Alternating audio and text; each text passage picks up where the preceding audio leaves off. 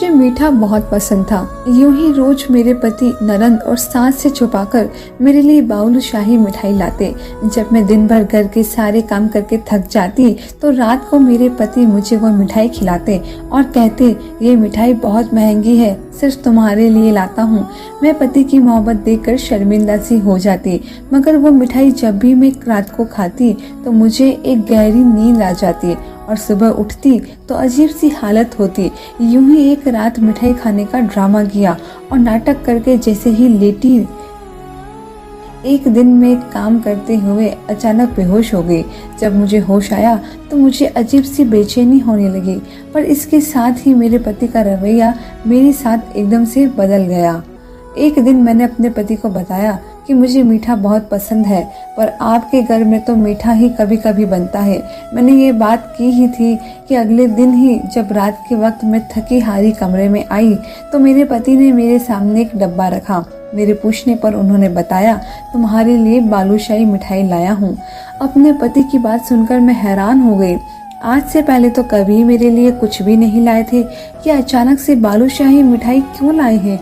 मैं हैरान परेशान थी कि वो अचानक कैसे इतना बदल गए, वो भी अपनी माँ और बहन से छुपकर, जिनकी मर्जी के बिना इस घर का पत्ता भी न हिलता था और मेरे पति उनकी मर्जी के बिना सांस भी न लेते।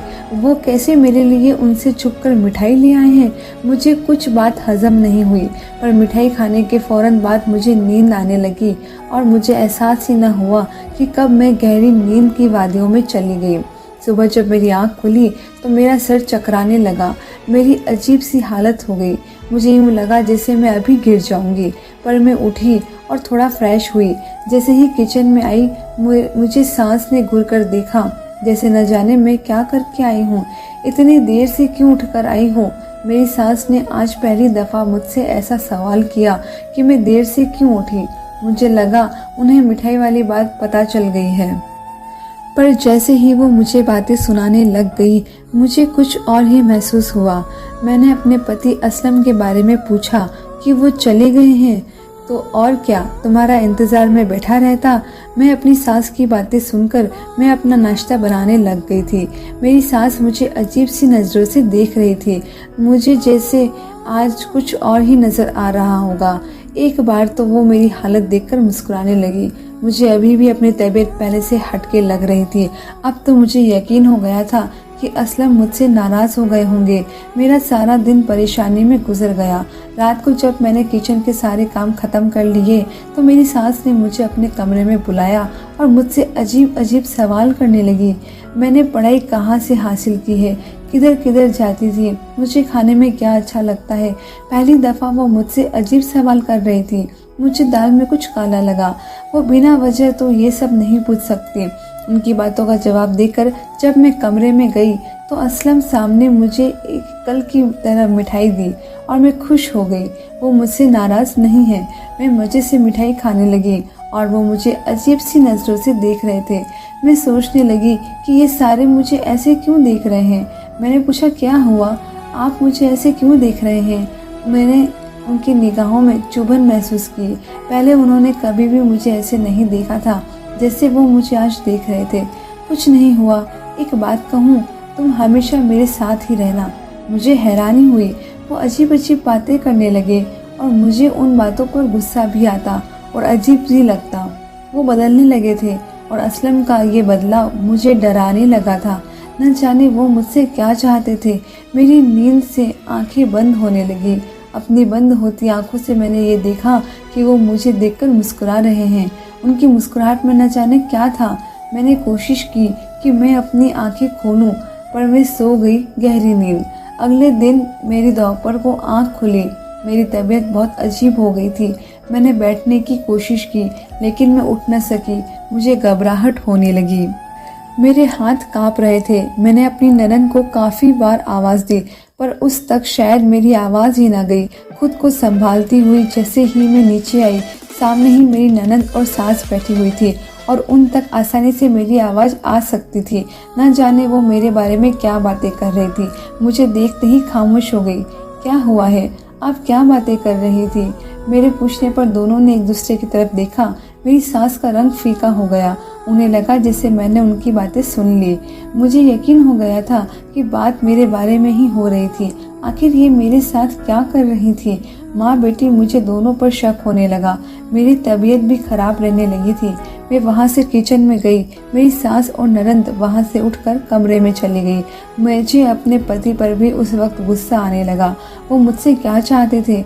मैंने सारा दिन कोई काम न किया, बस अपने कमरे में पड़ी रही। मैं नहीं जानती थी कि मुझे क्या हो रहा है। दिन ब दिन बदलती क्यों जा रही हूँ। पर मुझे शक होने लगा था कि ये जो कुछ भी हो रहा है इन सब के पीछे मेरी ननंद और सास का ही हाथ है। आखिर वो चाहती क्या है। रोजाना का ड्रामा बन गया था। मेरे पति मेरे लिए इतनी महंगी मिठाई लाते, मुझे इसकी अजीब सी आदत हो गई। सारा दिन मुझे रात का इंतजार रहता। जब मैं वो खाती मुझे सुकून सा मिलता, पर सुबह के वक्त ही मेरी आँख खुलती। जब से मैंने मिठाई खानी शुरू की थी मेरी रात कभी वक्त भूलकर भी आँख नहीं खुलती थी। और अब मुझे यह बात परेशान करने लग गई थी। मैं रात को लाउंज में बैठी हुई थी। असलम आज आते ही अपनी माँ के कमरे में चले गए। मुझे देखा भी नहीं। शायद असलम को यही लगा कि मैं अपने कमरे में हूँ। और जब वो अपनी माँ के कमरे में गए तो थोड़ी देर बाद ही मेरी ननंद भी उधर पहुँच गई और न जाने कौन सी मीटिंग शुरू हो गई। थोड़ी देर बाद मुझे अपने पति के चिल्लाने की आवाज़ आई। न जाने वो अपनी माँ से क्या बोल रहे थे। दरवाज़ा बंद होने की वजह से मुझे कुछ भी समझ नहीं आ रहा था, पर मैंने पहली दफ़ा उन्हें अपनी माँ और बहन पर यूं चिल्लाते हुए सुना था। मैं उठकर अपने कमरे में चली गई। थोड़ी देर बाद असलम भी कमरे में आए। उनके चेहरे पर यूं सुकून था जैसे वो हमेशा की तरह अभी भी ऑफिस से आए हों। आज आप लेट ऑफिस से आए हैं? मैंने जानबूझकर सवाल पूछा। हाँ, काम ज़्यादा था। मैंने खाना भी वहीं खा लिया था। उन्होंने बड़ी सफाई से झूठ बोला। मैं उनके झूठ की वजह नहीं समझ सकी। आज वो फिर मेरे लिए मिठाई लाए थे। पहले तो मैंने खाने से मना किया, पर वो रिक्वेस्ट करने लगे कि मैं खाऊं। उनकी भरपूर रिक्वेस्ट पर मैंने थोड़ी सी खाई, बाकी रख दी। उन्होंने फिर मुझे दोबारा खाने को ना कहा। थोड़ी देर बाद मुझे नींद आ गई। अचानक मुझे नींद में चुभन महसूस हुई, जैसे किसी ने सुई चुभो दी हो। पहली दफ़ा मुझे आज नींद में कुछ महसूस हुआ था। मैंने ज़बरदस्ती अपनी आंखें खोली और लाइट ऑन करके देखा, पर वहाँ तो कुछ भी नहीं था। असलम सो रहे थे। मैं लाइट ऑफ करने लगी, पर मुझे यूँ महसूस हुआ जैसे असलम सो नहीं रहे, बल्कि ज़बरदस्ती आंखें बंद करके लेटे हुए हैं। मैंने उन्हें आवाज़ दी, पर वो टच से मस नहीं हुए और मैं अपनी गलतफहमी समझकर लाइट ऑफ करके लेट गई और फ़ौरन ही सो गई।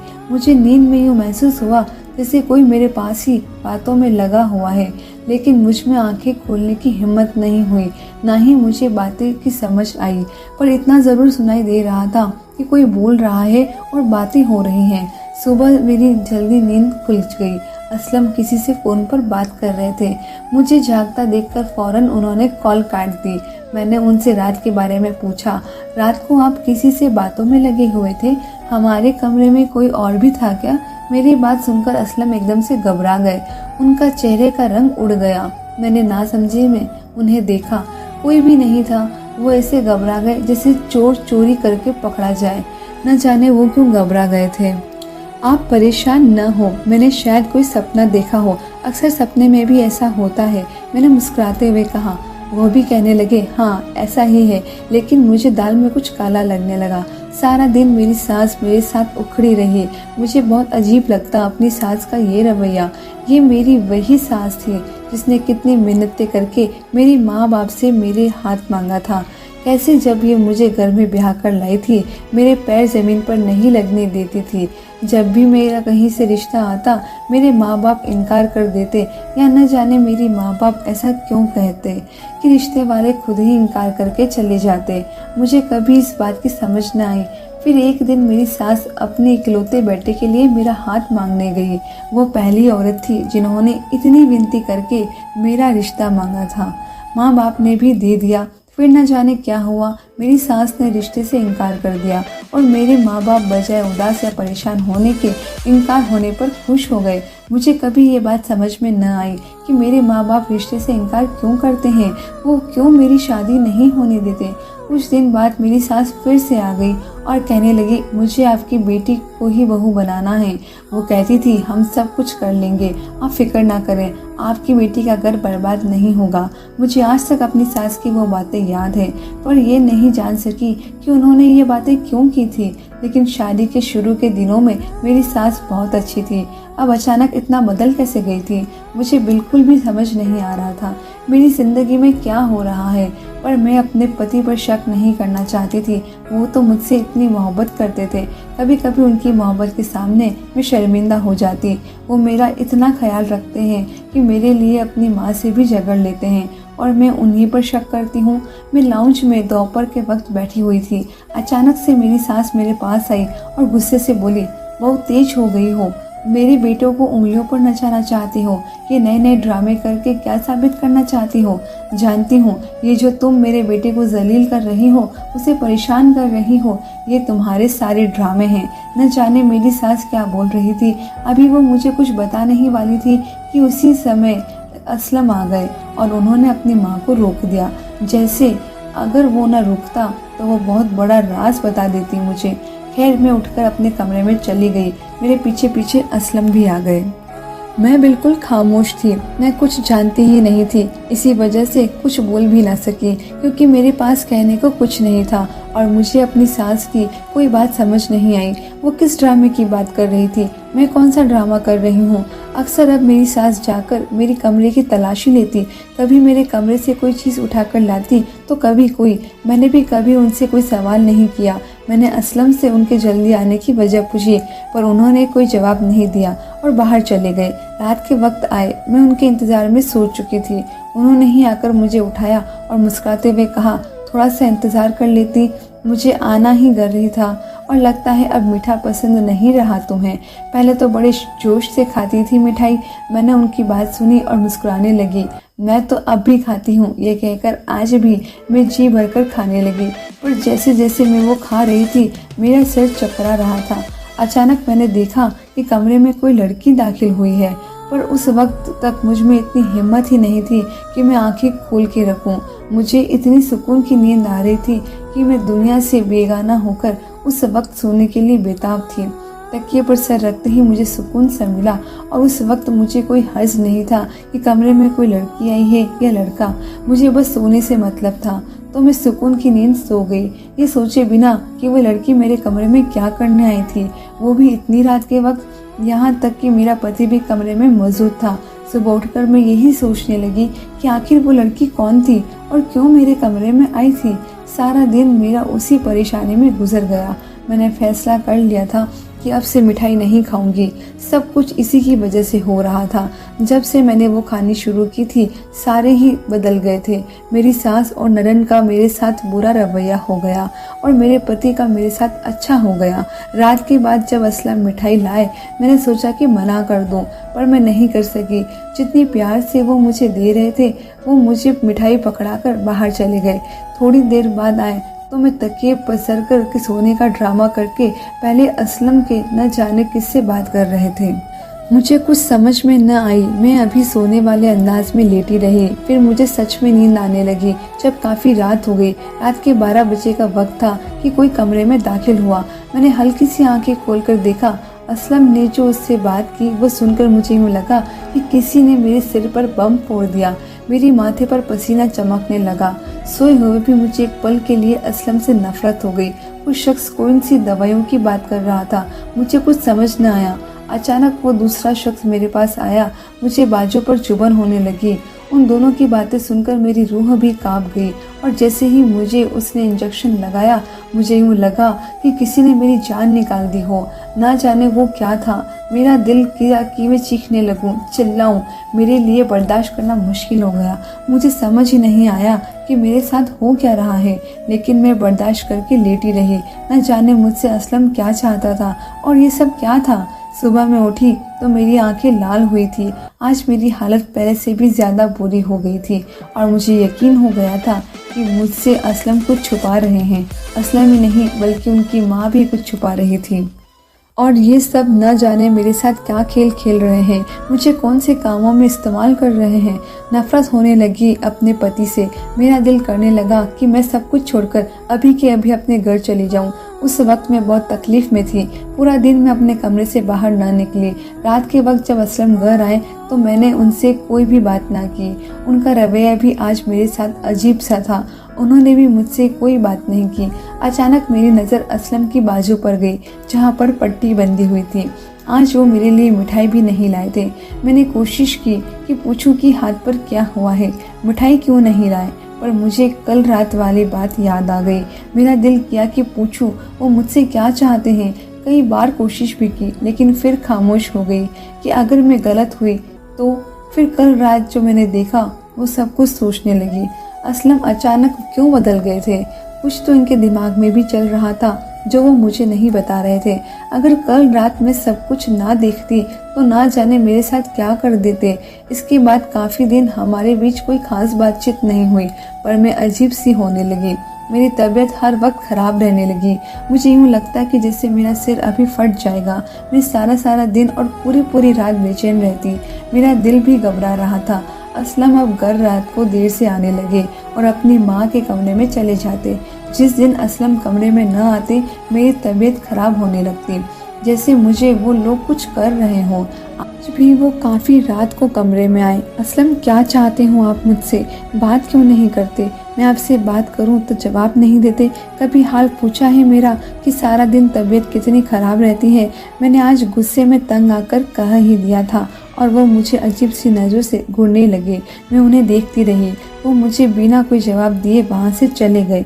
अगले दिन मैं अपनी ननद के साथ शॉपिंग करने गई। उसने कहा कि लंच करके ही आते हैं। हम एक रेस्टोरेंट में चले गए और मेरी नज़र अचानक से सामने वाली टेबल पर गई। मेरी आंखें वहीं पथरा गई। मैं वहाँ से फ़ौरन निकल आई। मेरा दिल किया कि असलम को गोली मार दूँ। तो ये थी उसकी सच्चाई। अगर मैं नहीं होती कोई और सही, मतलब उस रात यही लड़की कमरे में आई थी। मुझे यकीन हो गया। घर आते ही कमरे में चली गई। मैंने सारी कमरे का सत्यानाश कर दिया। मेरे आंसू गिर रहे थे। असलम मुझे धोखा दे रहे थे। वो मुझे इस्तेमाल कर रहे थे। रात को असलम आया। आज उसका मूड पहले की तरह ही था। वो मेरे लिए मिठाई भी लाए थे, पर कमरे में दाखिल होते ही ठिठक गए और मुझे देखकर पूछने लगे, ये सब क्या है? क्या हुआ है तुम्हें? अभी भी मुझसे पूछ रहे हैं कि क्या हुआ है। बताएं अपनी सच्चाई। क्या चाहते हैं आप मुझसे? क्यों मुझे अपनी ज़िंदगी में शामिल किया हुआ है? मैंने गुस्से में पूछा और वो नासमझी से देखने लगे। क्या कह रही हो? मुझे कुछ समझ नहीं आ रहा है। और ये कमरे का क्या हाल बना हुआ है? आराम से बैठो और बताओ क्या हुआ है। असलम ने मुझे सोफे पर बिठा दिया। आप इस मिठाई में क्या मिलाकर मुझे खिलाते हैं और आप ऐसा क्यों करते हैं? मैंने गुस्से में पूछा। मैं आज सब कुछ जानना चाहती थी। नींद की गोलियां मिलाकर खिलाता हूँ। मुझे बिल्कुल उम्मीद नहीं थी कि असलम इतनी आसानी से बता देंगे, और वो भी मेरी एक बार पूछने पर। मैंने गुस्से में पूछा, क्यों मिलाकर खिलाते हैं? क्योंकि मैं तुम्हें तकलीफ में नहीं देख सकता। वो बड़े आराम से बोले, असलम मैं आपकी सच्चाई जान चुकी हूँ। अब मुझे कोई उल्टी सीधी कहानी नहीं सुननी। मुझे आपके साथ नहीं रहना। मुझे तलाक चाहिए। मैंने गुस्से में कहा। वो भी एकदम से ही गुस्से में आ गए थे। मेरी सच्चाई मेरे बारे में, और वो भी तुम जानती हो? तुम तो खुद अपने बारे में नहीं जानती, फिर मेरे बारे में क्या जानती होंगी? अच्छा चलो ये मान लिया तुम मेरे बारे में जानती हो, तो ज़रा पहले अपने बारे में तो बताओ कि तुम क्या जानती हो। वो मुझसे ऐसे पूछने लगे जैसे मुझे अपने बारे में मालूम ही नहीं, या फिर मैं अपनी ज़िंदगी का कोई राज ही नहीं जानती। कौन था वो शख्स जो उस रात कमरे में आया था, और कौन थी वो लड़की जिसे आप बुलाते हैं मुझे नींद की दवाई खिलाकर? बताइए। और वो होटल में आज आपके साथ कौन लड़की थी, उसके बारे में भी बता देना। और अपनी माँ के कमरे में जाकर मुझ पर जादू करते हैं। मुझे अपने बारे में सब कुछ मालूम है। मैंने गुस्से में चिल्लाते हुए पूछा, और तुम अपने बारे में ये जानती हो कि तुम्हारे माँ बाप क्यों तुम्हारी शादी करना नहीं चाहते थे? वो सिर्फ मुझसे ही नहीं बल्कि किसी से भी तुम्हारी शादी नहीं करना चाहते थे, क्योंकि तुम एक बीमार लड़की हो, और वो कहते हैं कि तुम्हें जल्द ही पागल हो जाना है। जो भी तुमसे शादी करेगा वो तुम्हें तलाक दे देगा। मेरी माँ भी फिर तुम्हारा रिश्ता नहीं लेना चाहती थी। मेरी जिद पर तुम्हें मेरी माँ ने इस घर की बहू बनाया। और रही बात तुम्हारी नींद वाली गोलियाँ खिलाने की, तो एक रात थोड़ी सी मिठाई तुमने खाई थी, अपना हाल देखा था, मर जाती तुम अगर नींद की दवाई ना खाई होती तो। नींद वाली दवाइयाँ खिलाकर इलाज करवा रहा तुम्हारा, और वो लड़की तुम्हारा इलाज करने आती थी, और उस रात को वो डॉक्टर था मेरे साथ जिसने तुम्हें इंजेक्शन लगाया था। मानता हूँ कि रात के वक्त वो लड़की आती थी, अगर कहती हो तो बात भी करवा देता हूँ, पर वो यहाँ क्या करके जाती थी? और वो ही लड़की आज रात होटल में भी मेरे साथ थी, एक उम्मीद दिला रही थी हाथ पर हाथ रखकर कि तुम्हारी बीवी को कुछ नहीं होगा। और यही रोजाना मेरा अपनी माँ से झगड़ा होता था। वो कहती है कि तलाक दे दो इस बीमार बीवी को, क्यों साथ रखा हुआ है। पहले तो उन्हें हमदर्दी थी तुमसे, अब वो तुमसे नफरत करती हैं क्योंकि मेरा हाल सिर्फ वो देखती है। कैंसर है तुम्हें, इसी वजह से तुम्हारे घर वाले कहते थे कि मर जाना है तुम्हें। अगर पागल हो गई तो तुझसे शादी करोगी वही छोड़ देगा तुम्हें। इसी वजह से मेरी माँ ने तुम्हारे बाप से कहा था कि हम ख्याल रखेंगे तुम्हारा। और ये जादू वाली बात किसने तुम्हारे दिमाग में डाल दी? ऐसा कुछ नहीं, फिक्र मत करो, मेरी माँ भी तुम्हारे साथ ठीक हो जाएगी।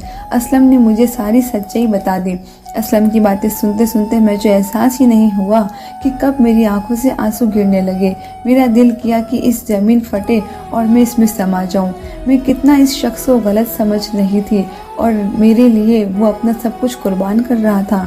मुझे कैंसर था और इसके बावजूद वो शख्स मुझे अपने साथ रख कर बिना मुझे बताए कि मैं परेशान ना हूँ मेरा इलाज करवा रहा था। और मैं उसे कितना गलत समझ रही थी। मैंने उसे रोते हुए वादा किया कि आइंदा कभी ऐसा नहीं करूँगी।